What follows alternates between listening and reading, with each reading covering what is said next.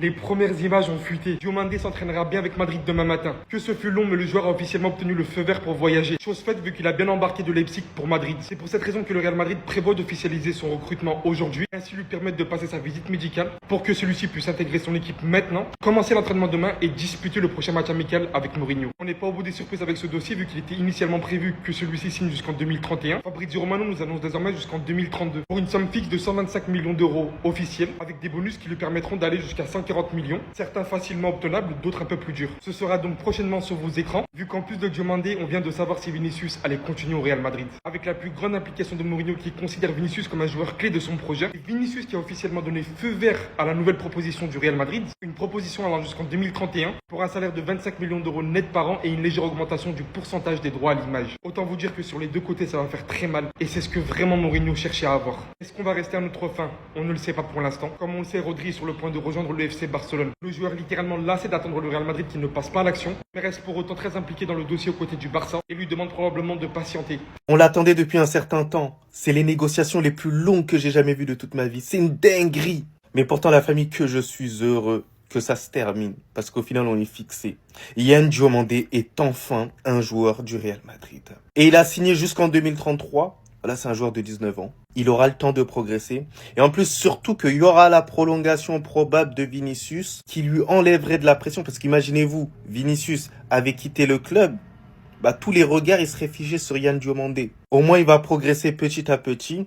Après, j'espère qu'il va tromper mon jugement. Parce que j'avais dit que potentiellement, dans les petits espaces, ça risque d'être compliqué en Liga. Il y en a certains qui m'ont dit qu'il était très fort sur cet aspect-là.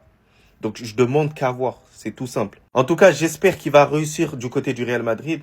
On sait que au Real Madrid, il n'y a pas énormément d'Africains qui sont passés. Il y a eu un Malien, il y a eu un Togolais et maintenant un Ivoirien. Et c'est par les performances qu'ils vont réussir à crédibiliser la jeunesse africaine.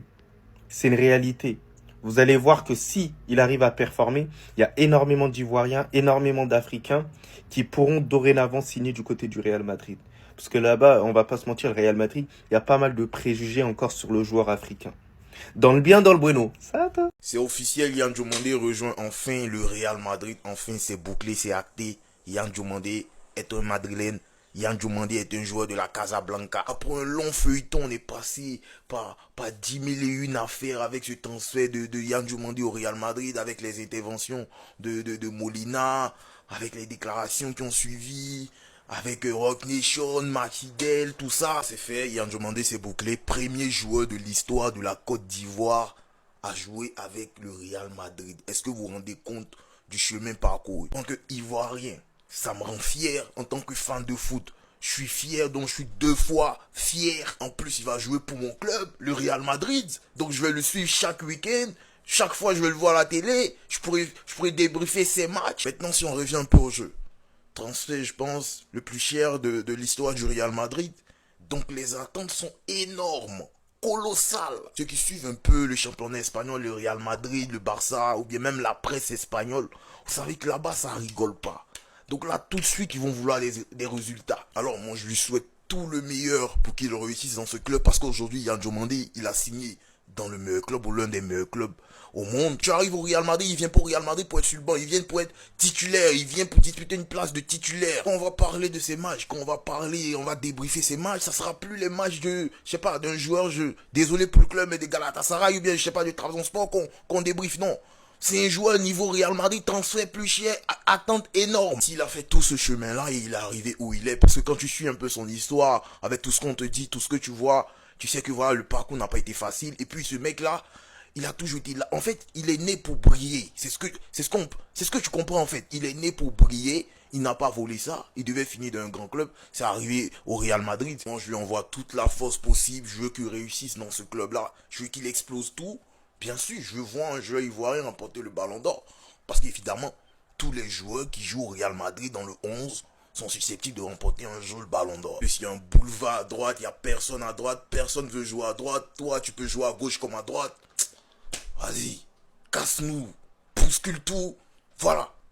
Enfin, Yann Diomandé au Real Madrid, c'est officiel. Mais avant ça, les amis, je tenais à vous informer qu'on a perdu un soldat. Malheureusement, notre cher Casemiro est tombé l'offre de Messi. Comme vous pouvez le voir, il ne peut plus se passer de l'attraper. Ça lui fait des câlins, des bisous dans le cou en match, exactement comme les joueurs de l'Argentine. Et Lionel Messi, lui, sans surprise, il en joue. Comme on dit, on ne sait jamais ce que la vie nous réserve. On est passé d'un gars qui lui cassait les os à un gars qui lui fait des câlins. C'est tellement bizarre. Moi qui pensais qu'il était en mission, étant donné que dès son premier match avec l'Inter Miami, il a marqué un CSC. Malheureusement pour nous, les fans de Cristiano Ronaldo, la mission s'est transformée en histoire d'amour. Du côté du Real Madrid, les amis, les mauvaises nouvelles s'enchaînent. Après que Rodri a ouvert la porte au FC Barcelone, là on vient d'apprendre que Thiago Pitach est en discussion avec Fulham. En fait, là, Arbeloa, tu ne veux quoi exactement? Il veut prendre toutes nos pépites au lieu de prendre des Kamavinga, non. On est là, on galère à le faire partir. C'est à cause de tout ça que Rodri a décidé de rejoindre le FC Barcelone. Carrément pour vous dire, avec l'officialisation du transfert du demandé au Real Madrid, transfert qui d'ailleurs est désormais le plus gros transfert de l'histoire du Real Madrid, 125 millions d'euros plus 15 millions d'euros bonus, c'est-à-dire 140 millions d'euros au total. C'est le premier Ivoirien de l'histoire du club. Et avec son recrutement, les amis, l'effectif du Real Madrid est désormais plein. Ce qui veut dire que pour recruter, on est désormais obligé de vendre. Sachant que notre problème au milieu n'est pas encore réglé, Rodri ne nous calcule plus. Oui, là on peut dire que c'est la merde.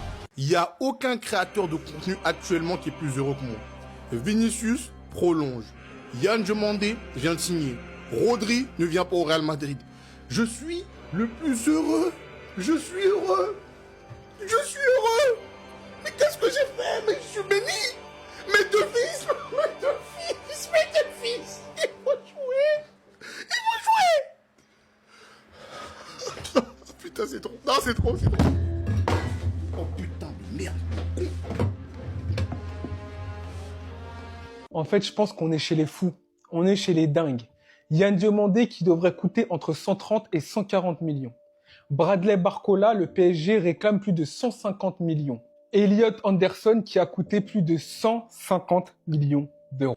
Gordon Anthony, de son prénom, qui va coûter 80 millions d'euros. 80 millions d'euros. Et cerise sur le gâteau, Dakatine dans Mafé, oignon dans le Yassa, Pedro Neto qui est attendu à Manchester City pour 80 millions d'euros. Mais on va où là en fait? Le football va où? Je pense qu'on est sur le pire mercato de l'histoire. Parce que oui, je veux bien qu'il y a l'inflation, les prix ont augmenté, le football il a changé. Parce que le football, il génère beaucoup plus d'argent, donc c'est logique que les joueurs, les acteurs de ce football valent beaucoup plus cher. Mais là, il y a des joueurs qui sont clairement surpayés, les gars. Il faut se réveiller. Pedro Neto, 80 millions d'euros, les gars. Oh, il y a 10 ans, il jouerait où? Hein? Sans manquer de respect, mais il jouerait à l'Étoile Rouge de Belgrade. Il jouerait au Partizan Belgrade, les gars.